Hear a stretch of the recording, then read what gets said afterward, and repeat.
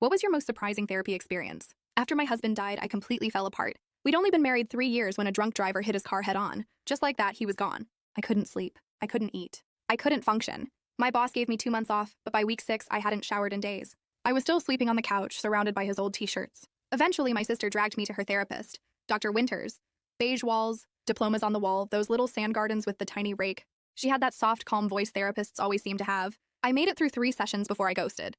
It just didn't feel real. I didn't want a worksheet. I wanted my husband back. About 6 months later, I was still lost. One night at 2 a.m., I ended up in a 24-hour diner, staring at a plate of cold pancakes.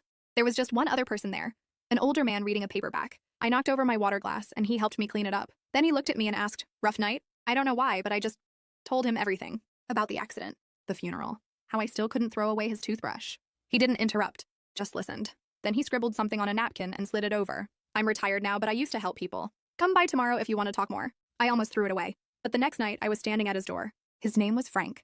He answered in jeans and a coffee-stained sweater. His apartment was cluttered with books and old photos, no therapy couch, no framed degrees. Just a regular living room. "I'm not licensed anymore," he said, "but I'm still a good listener, and I don't charge." So I kept going back, twice a week, sometimes more. We didn't have sessions. We walked through the park. He taught me how to change my oil once. No 5-step programs, no stages of grief, just conversations.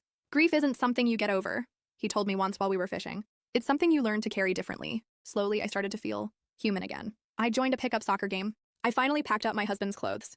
I even laughed at a dumb rom-com one night, then felt awful for it. "Sarah would be pissed if she knew you weren't laughing," Frank said. "The dead don't want our misery as tribute." One night, I came by and found him flipping through old photo albums. He looked distant, so I asked if he was okay. "Anniversary," he said, pointing to a photo of a smiling young woman. "My daughter would have been 43 today." I was stunned. His daughter had died? "Cancer," he said softly. "She was 23, just graduated college."